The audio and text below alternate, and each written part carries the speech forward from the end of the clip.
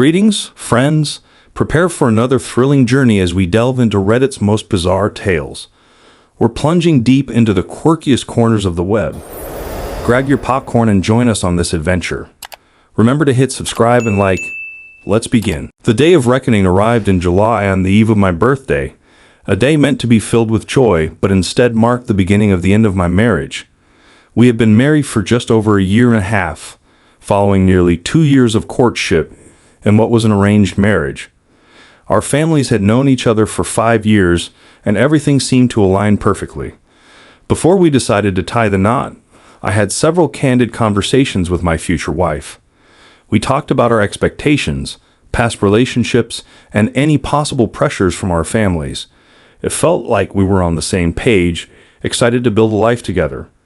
Coming from a liberal and financially stable family, my only real expectation was that our relationship would be built on respect and honesty. After our engagement, we had an 8-month courtship. She lived 200 miles away, and we both stayed committed to our jobs in our respective cities. During this period, she often mentioned a male colleague. Let's call him Mark. She would talk about his personal issues, and though I listened, I never suspected anything. It seemed innocent enough, just part of the workplace dynamics, so I didn't give it much thought.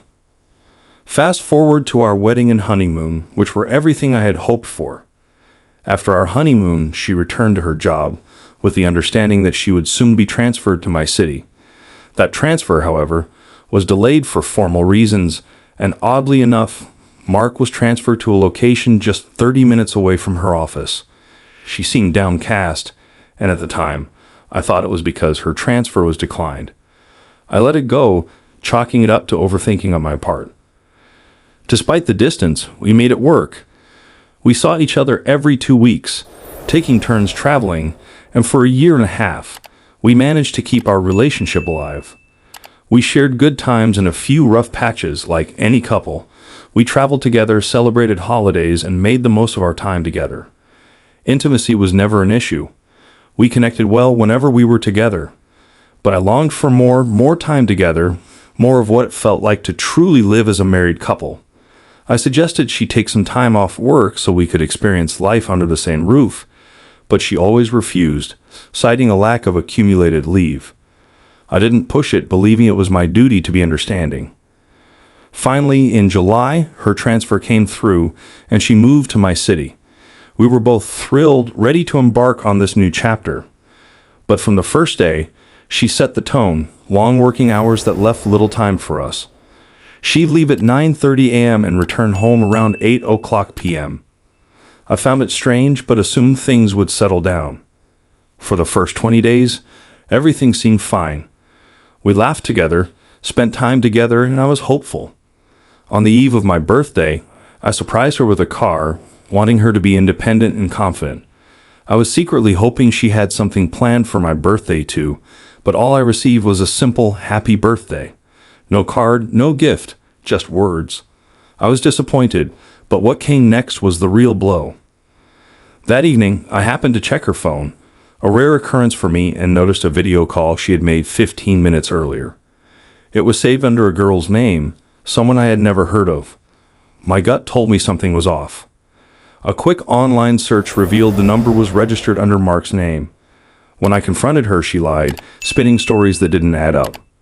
I insisted on calling the number to see who would pick up. If it was a girl, I'd believe her. If it was Mark, I wouldn't. She panicked, trying to stop me, but I made the call anyway. A man answered, Mark. The truth unraveled from there. She confessed to having had a past with Mark, ending things with him 6 months before our engagement. She claimed she was just trying to help him move on. I didn't buy it. For me, the marriage was over at that moment. I told her to either leave me or quit her job, as trust was now shattered. Her response?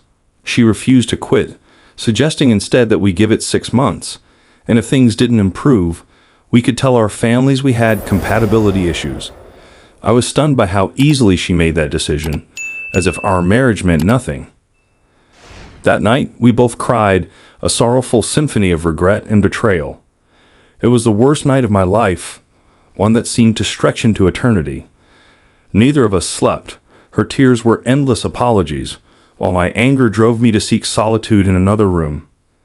A suffocating weight pressed down on my chest, the kind that demands release. I wanted to tell my parents, to unburden myself of this unbearable pain. But she begged me not to, pleading that we could quietly part ways under the guise of compatibility issues.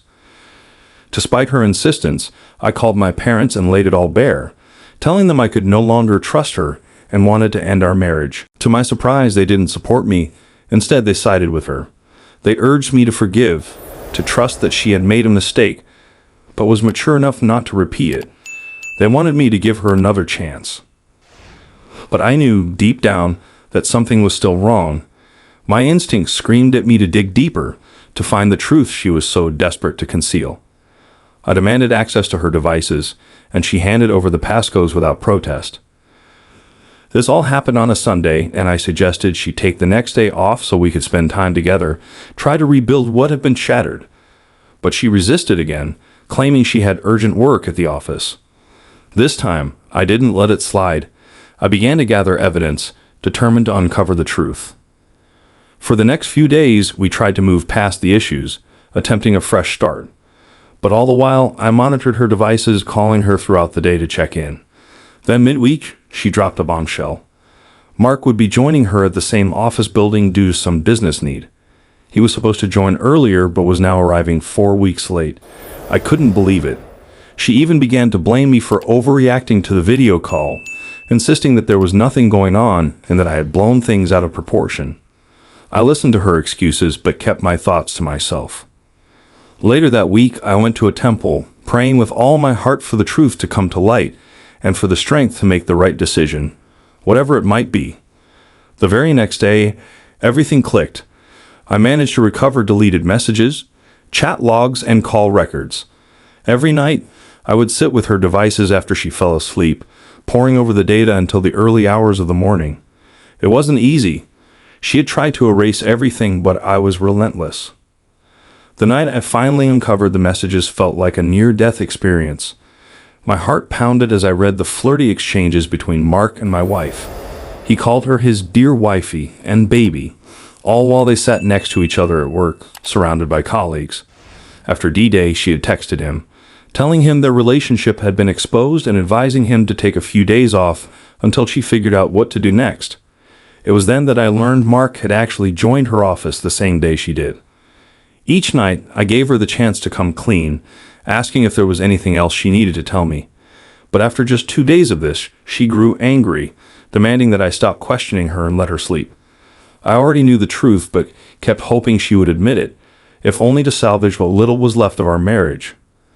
For 2 more weeks, I continued to collect evidence, pretending everything was fine. I kept her happy, showered her with love, took her shopping, to the movies, and even planned a date. I thought perhaps a visit to her family might bring her back to her senses.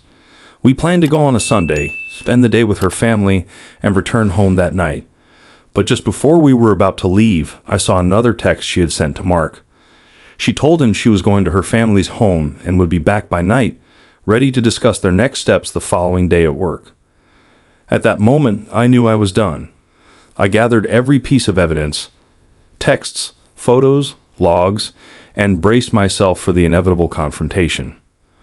When we arrived at her parents' home, we were greeted warmly, as if everything was perfectly normal. But beneath that facade, my heart was pounding, my hands trembling with the weight of what I was about to reveal. I sat down with her parents, holding their hands, my voice shaking as I told them everything. My wife, soon-to-be ex-wife, sat across from me, her eyes fixed on me with a cold, accusing stare, silently willing me to stop. But her parents told her to be quiet and let me speak. As I lay out the details, the texts, the lies, the betrayal, her response was chilling. She didn't cry, didn't apologize. Instead, she stared at me with anger, as if I had wronged her by exposing the truth. She claimed she was almost ending things with him. But there was no remorse, no regret, just a seething resentment for having been caught. I looked her father in the eyes and told him I didn't see any future in this marriage. Then I left, despite their attempts to stop me. I pleaded with them to let me go, telling them I wasn't in the right frame of mind to discuss anything further. As I got into my car, her mother rushed out, not to comfort me, not to ask me to reconsider, but to demand her daughter's phone back. The sheer indifference, the lack of any remorse, cut deeper than the betrayal itself. Even after everything, all she cared about was her phone. She didn't try to stop me, didn't utter a word of apology, and sent her mother to retrieve her device. It was as if I had never mattered to her at all. Back home, my family was initially angry at me, confused by the sudden turn of events. But when I showed them the evidence, they stood by me. Her family, on the other hand, initially accepted their daughter's wrongdoing, acknowledging the shame she had brought upon them. But that lasted only 2 days. After that, they flipped, placing the blame squarely on me. My father tried to reason with my father-in-law, explaining that I was emotionally shattered and not ready to face their daughter. His response was cold.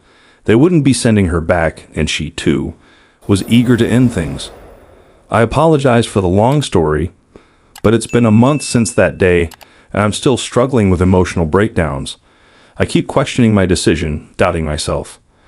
But deep down, I know it was the right call. What I've shared here is just a fraction of the evidence I uncovered. Yet, despite everything, I still have moments of doubt, wondering what if. It feels like a nightmare I can't wake up from. She's returned to work, commuting 200 miles daily, even though my home is just 3 miles from her office. If she wanted to, she could come back, but she hasn't. Is it really that easy for her to move on? Will I ever recover from this? I haven't been able to return to work, taking leaves or doing the bare minimum just to get by. 2 weeks ago, I texted her, pouring out my heart, telling her how she destroyed our lives and the future we could have had. She ghosted me. I'm trying not to beg, not to do the pick-me dance, but it's incredibly hard to keep my emotions in check. I still have weak moments, and I wonder if this pain will ever fade.